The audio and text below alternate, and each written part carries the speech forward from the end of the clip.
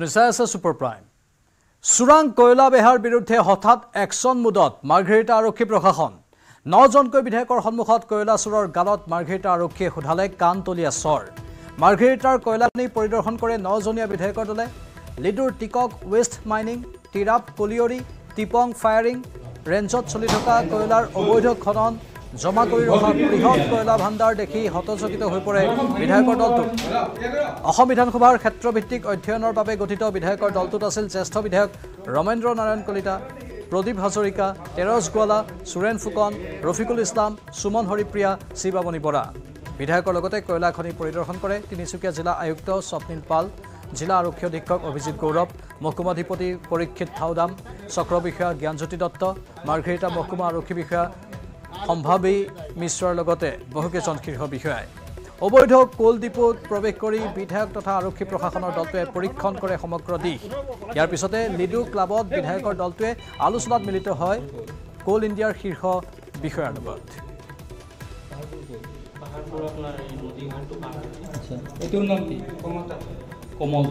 টিপং এৰিয়ালৈকে আমি গৈছিলোঁ আৰু টিপং এৰিয়াত দেখা গৈছে যে প্ৰত্যেকটো পৰিয়ালৰ ঘৰতেই মানে তেওঁলোকে একোটা কয়লাৰ ডিপু কৰাৰ নিচিনাকৈ বৃহৎ কয়লা তাত মজুত কৰি ৰাখিছে। গতিকে কয়লা প্ৰকৃতাৰ্থত সেইটো লিগেলি কৰিছে নে ইলিগেলি কৰিছে। গতিকে আজি আলোচনা কৰা হৈছে, চাব দিয়া হৈছে আজিৰ ভিতৰতে এইটো। যদি ইলিগেলি এইবিলাক কৰিছে তেনেহ'লে তৎকালীনভাৱে এইটো ব্যৱস্থা ল'বৰ কাৰণে ইতিমধ্যে পৰামৰ্শ দিয়া হৈছে। মানে সেইখিনিতো আমি দেখিছোঁ, কিন্তু এতিয়া তেখেতসকলে কৈছে এইটো লিগেল বুলি কৈছে। আজি ডিএমক সুধিছে, তেওঁ লিগেল বুলি কৈছে। কিন্তু আমি সেইখিনি এটা ইনকুৱাৰী উচ্চ পদস্থ বিষয়াসকলক লৈ আজি আমি এখন তেওঁলোকে ইনকুৱাৰী কমিটি চলাব হোৱা হৈছে। ইনকুৱাৰী কমিটি দিয়াৰ পাছতে আচলতে সঠিক কথাটো ওলাব। গতিকে আলোচনা কৰাৰ পাছত সিদ্ধান্তটো দিব। দেৰগাঁও ফুকন নগৰৰ ভাওনাত অঘটন। ভাওনাত নিজৰ পুত্ৰৰ দৃশ্য বাদ পৰি যোৱাৰ বাবে মাতৃয়ে নামঘৰত সৃষ্টি কৰিলে লংকাকাণ্ড। ভাওনা চলি থকাৰ মাজতে নাৰী চৰিত্ৰত অভিনয় কৰা এজন অভিনেতাক আক্ৰমণ মহিলাগৰাকীৰ। অভিনেতাগৰাকীয়ে তেওঁৰ পুত্ৰৰ দৃশ্য কটাৰ অভিযোগ মহিলাগৰাকীৰ। অভিনয় কৰি থকা অৱস্থাতে অভিনেতাগৰাকীক আক্ৰমণ কৰাত অধিক উত্তপ্ত হৈ পৰে পৰিস্থিতি। একাংশ মহিলায়ো উভতি আক্ৰমণ কৰে মহিলাগৰাকীক। প্ৰদ্যুম্ন হৰণ সম্বৰাসুৰ নিধন ভাওনাত সংঘটিত হয় এই বিৰূপ পৰিস্থিতি। নামঘৰত সৃষ্টি হোৱা এনে পৰিস্থিতিত লজ্জিত হৈছে সভ্য সমাজ।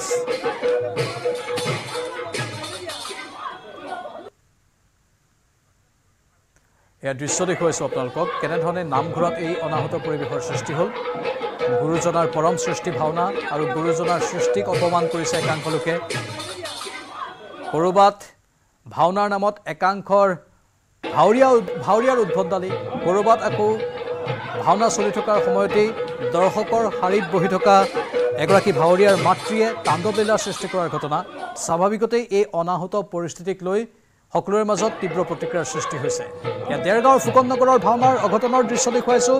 কেনেধৰণে কাজিয়াৰ সূত্ৰপাত হ'ল, কেনেধৰণে ভাওনা চলি থকাৰ মাজতেই খকা খুন্দা লাগিল, সেয়া আপোনালোকে এই দৃশ্যবোৰৰ পৰা অনুমান কৰিব পাৰিছে। ভাওনাত নিজৰ পুত্ৰৰ দৃশ্য বাদ পৰি যোৱাৰ বাবে মাতৃয়ে নামঘৰত সৃষ্টি কৰিলে এই লংকাকাণ্ড। ভাওনা চলি থকাৰ মাজতে নাৰী চৰিত্ৰত অভিনয় কৰা এজন অভিনেতাক আক্ৰমণ মহিলাগৰাকীৰ। অভিনেতাগৰাকীয়ে তেওঁৰ পুত্ৰৰ দৃশ্য কটাৰ অভিযোগ উত্থাপন কৰিছে মহিলাগৰাকীয়ে। আৰু অভিনয় কৰি থকা অৱস্থাতে অভিনেতাগৰাকীক আক্ৰমণ কৰাত অধিক উত্তপ্ত হৈ পৰে পৰিস্থিতি। একাংশ মহিলায়ো উভতি আক্ৰমণ কৰে মহিলাগৰাকীক। প্ৰদ্যুম্ন হৰণ সম্বৰাসুৰ নিধন ভাওনাত সংঘটিত হয় এই বিৰূপ পৰিস্থিতি।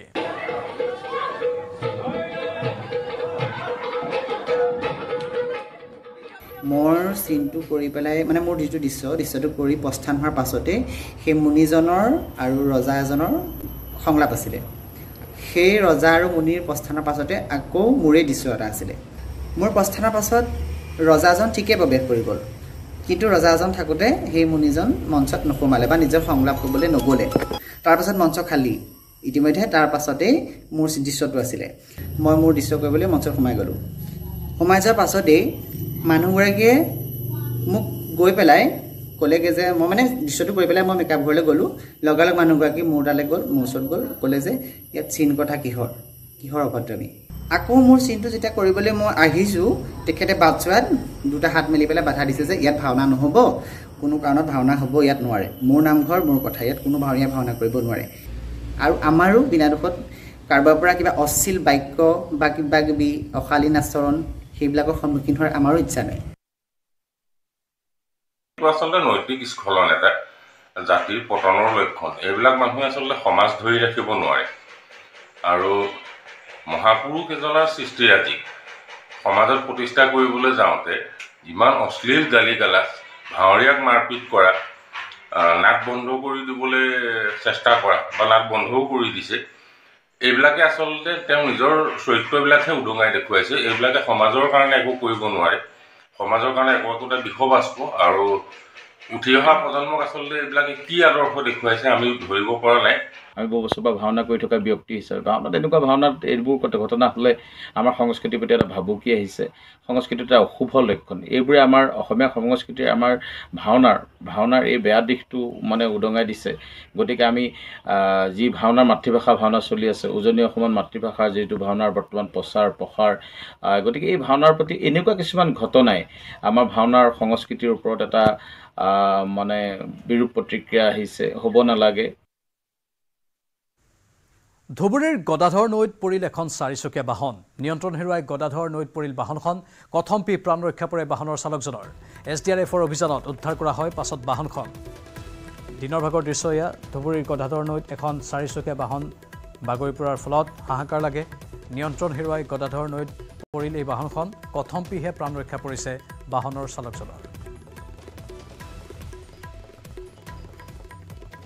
তো ভাবলাম যে গাড়ি অ্যাক্সিডেন্ট হলো পরে কিন্তু ওরা আসলাম এই ড্রাইভারটা উঠে বসে আছে দেখলাম মানে পাশে একটা নিয়ে খুঁজতে গেছি গাড়িটা মনে ফেলে পরে ড্রাইভারকে জিজ্ঞেস করলাম যে আর কেউ আছে নাকি বললো যে নাই আমি খাইছিলাম তুমি গাড়ির ভিতরে দেখছো নাকি কেউ আছে কিনা গাড়ির ভিতরে তো ডুবি নাই না আমি বাস দিয়ে দেখছি এখন গাড়ি কই আছে গাড়িটা এখানে কি দেখেছো ওই জায়গায় আছে এইটো মাইথান ষ্টিল নহয় ওচৰ চুবুৰীয়াসকলে লগাইছে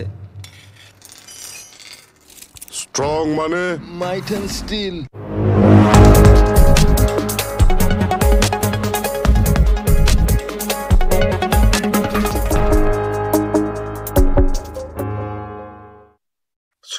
কেন্দ্ৰিক চৰ্চা দলৰ মাজত চলি থকাৰ মাজতে উপ নিৰ্বাচনক লৈ মুখ্যমন্ত্ৰীৰ মন্তব্য উপ নিৰ্বাচন হয় বা নহয় কাৰণ এইবোৰ পুৰণা সমষ্টিৰ ভিত্তিত হ'ব যদি ইলেকশ্যন কমিশ্যনে সিদ্ধান্ত কৰে যে পুৰণা সমষ্টিৰ ভিত্তিত ইলেকশ্যন পতা আমাৰ দিগদাৰী গতিকে আমি উপ নিৰ্বাচন নাপাতো তেনেকুৱাটো হ'ব পাৰে সেইকাৰণে এতিয়াই জল্পনা কল্পনা কৰাৰ পৰিৱেশ এটা অহা নাই উপ নিৰ্বাচনৰ বিষয়টোত মুখ্যমন্ত্ৰীয়ে আউল লগাবলৈ চেষ্টা কৰাক লৈ গৰজি উঠিছে প্ৰদেশ কংগ্ৰেছৰ সভাপতি ভূপেন কুমাৰ বৰা ৰাজ্যৰ মুখ্যমন্ত্ৰীয়ে নিৰ্বাচন পাতিবলৈ ভয় কৰিলেও নিৰ্বাচন আয়োগক নিৰ্বাচন পাতিবলৈ বাধ্য কৰাব কংগ্ৰেছে ইফালে হ'বলগীয়া উপ নিৰ্বাচনত ক'ত কংগ্ৰেছে জয়লাভ কৰিব সেইখিনি কথাও বিৱৰি ক'লে ভূপেন বৰাই আজি যদি এছেম্বলি ইলেকশ্যন হয় 4 জনৰ সমীক্ষা মতে আমি 34টা সমষ্টিত জিকি আছো তে 5 জন বিধায়কৰ পৰা যদি বিজেপি 60 লৈকে আহিব পাৰে তে 34 পৰা 64 লৈ যাবলৈ এই কথাটো আমাৰ দলৰ নেতা কৰ্মীয়ে যেতিয়া উপলব্ধি কৰিব তেতিয়া মই কৈ থকা দাবীটো সত্য আৰু বাস্তৱিক প্ৰমাণিত হ'ব ইয়াৰ মাজতে হৰফ হৈ পৰিছে ৰকিবুল হুছেইন বিধায়ক শূন্য সামগ্ৰী তেতিয়া ৰাইজক শাসক পক্ষই শোষণ কৰাৰ অভিযোগ প্ৰাক্তন বিধায়ক ৰকিবুল হুছেইন সাংসদ নিৰ্বাচিত হোৱাৰ পাছতেই শাসক পক্ষৰ একাংশৰ ছত্ৰছায়াত সামগ্ৰীত ড্ৰাগছ আৰু মদৰ প্ৰকোপ বৃদ্ধি হোৱাৰ অভিযোগ আনিলে প্ৰাক্তন বিধায়কগৰাকী হীৰকজ্যোতি মালাকাৰৰ সহযোগত bureau report news 18 Assam North east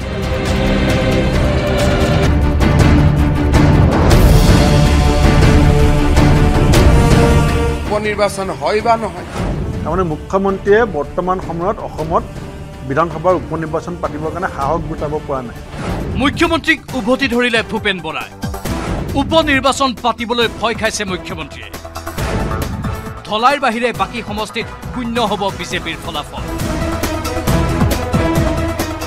Lok Sabha নিৰ্বাচনৰ পিছত ৰাজ্যত এতিয়া উপ নিৰ্বাচনৰ চৰ্চা 5 সমষ্টিত প্ৰাৰ্থিত্ব প্ৰত্যাশী আৰম্ভ কৰিছে কুচকাৱাজ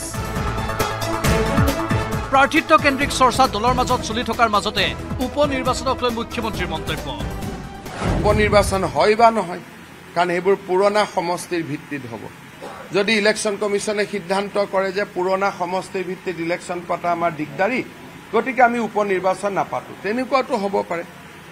সেইকাৰণে এতিয়াই জল্পনা কল্পনা কৰাৰ পৰিৱেশ এটা অহা নাই।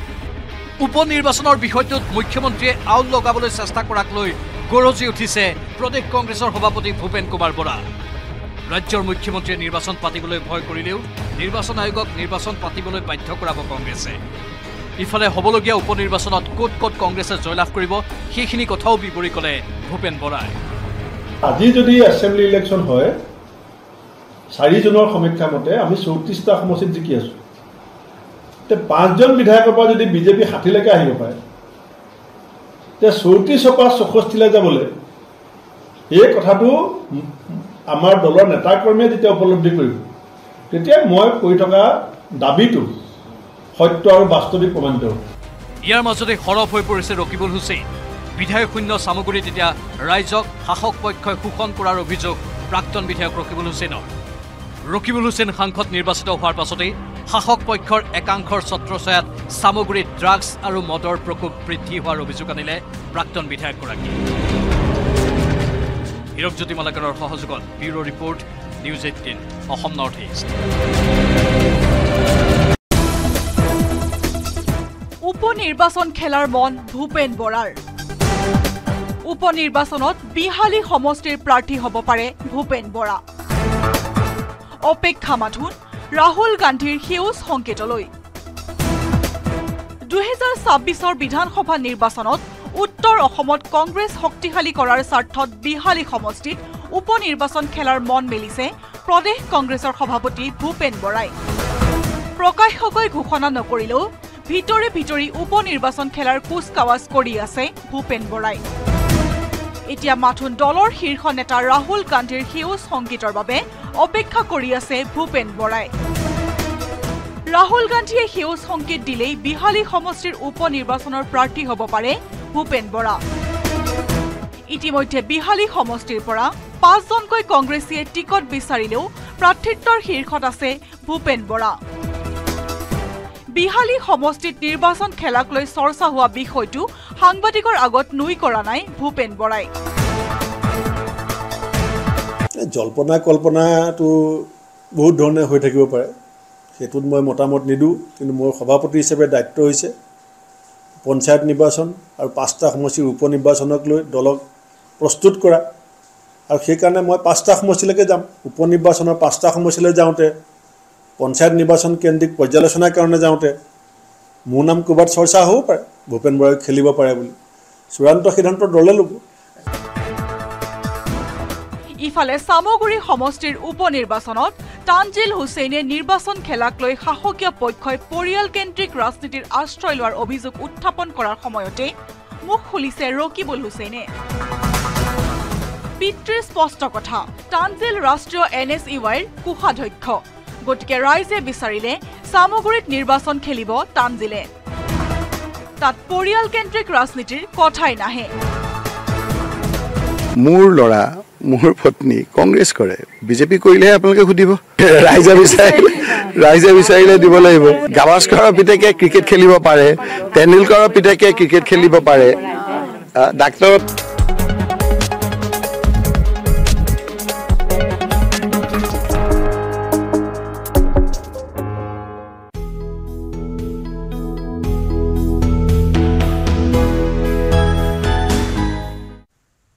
বিহুৰ বিশ্ব অভিলেখত লাভ কৰা মাননীৰে চাহৰ দোকান দি স্বাৱলম্বী হোৱা জখলাবন্ধাৰ হেমপ্ৰভা বিশ্বাসৰ দোকানত চাহ পিঠাৰ সোৱাদ ল'লে মুখ্যমন্ত্ৰীয়ে। চাহৰ দোকান দিয়াৰ সমান্তৰালকৈ স্নাতক শিক্ষাও গ্ৰহণ কৰি গৈছে হেমপ্ৰভাই।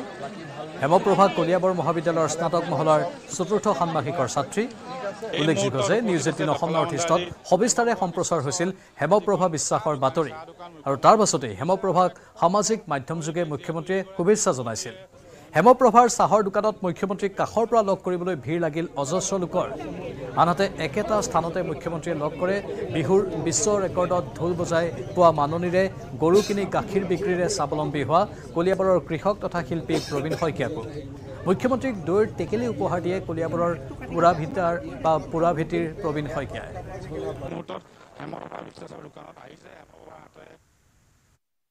কলিয়াবৰৰ হাটবৰ নিবাসী হেমপ্ৰভা বিশ্বাস আৰু প্ৰবীণ শইকীয়া দুয়োগৰাকীয়ে এই অনুষ্ঠানত যোগদান কৰিছিল। এই অনুষ্ঠানত যোগদান কৰাৰ সময়ত আমিতো বিশ্ব ৰেকৰ্ড কৰিলোঁ, কিন্তু গোটেই কেইদিনে বিহুৱা বিহুৱতীসকলে যি কষ্ট কৰিছিল তাৰ কাৰণে আমি প্ৰায় ৩৫,০০০ টকাৰ এটা মাননি আমি সকলোলৈকে আগবঢ়াইছিলোঁ। এই মাননিখিনিৰ সুবিধা লৈ হেমপ্ৰভা বিশ্বাসে কলিয়াবৰত এখন চাহৰ দোকান কৰে আৰু তাৰ উপাৰ্জনৰ পইচাৰে নিজেও ডিগ্ৰীত কলেজত এডমিশ্যন লৈ কলিয়াবৰ কলেজত পঢ়ি আছে। আজি মই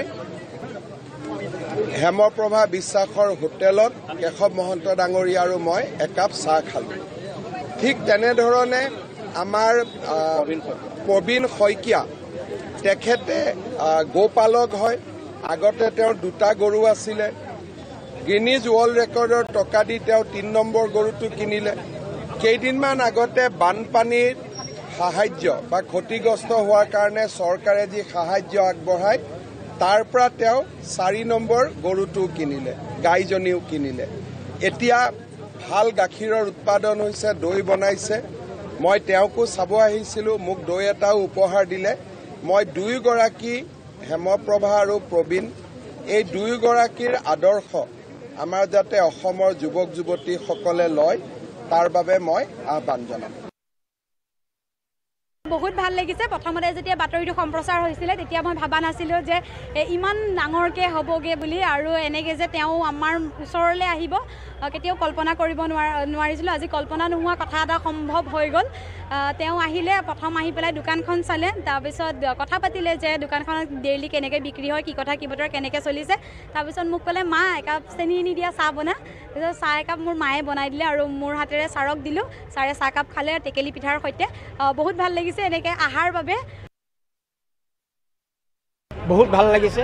ভবা নাছিলোঁ তেখেতক আমি ইমান কাষৰ পৰা লগ পাম বুলি, আৰু তেখেতে আহি আমাক এই আমাৰ যি স্বনিয়োজনেৰে আমি আমাৰ স্বাৱলম্বিতাৰ নিদৰ্শন দাঙি ধৰিছোঁ, সেই নিদৰ্শনৰ শলাগ লৈ পেলাই আমাক অনাগত দিনত তেখেতে আগবঢ়াই নিব বুলি আমি আশা ৰাখিছোঁ, আৰু তেখেতে সেই আশ্বাস প্ৰদান কৰিছে আৰু খুব ভাল লাগিল। হয়, নিশ্চয়। সৰুৰে পৰাই শংকৰী সংস্কৃতিৰ লগতে আমাৰ বাপতি সাহোন বিহুৰ লগত জড়িত হৈ আছোঁ। গতিকে সকলো প্ৰকাৰৰ সংস্কৃতিৰ লগত মই সদায়ে জড়িত হৈ আছোঁ। নিজৰ জীৱন নিৰ্বাহৰ কাৰণে কৰ্তব্য কৰিবই লাগিব, সকলোৱে কৰিব লাগিব, আৰু সেইখিনি কৰাৰ বাদেও যিখিনি আজৰি সময় পাওঁ সেইখিনি সময়ত মই আমাৰ শিশুসকলক আমাৰ প্ৰশিক্ষণৰ জৰিয়তে হওক বা নিস্বাৰ্থভাৱে আমাৰ নামঘৰতে হওক সকলো প্ৰকাৰে আমি আগবঢ়াই নিয়াৰ কাৰণে সদায় প্ৰচেষ্টা অব্যাহত ৰাখিছোঁ। আৰু এয়া আছিল আজিৰ ছুপাৰ প্ৰাইম। নমস্কাৰ।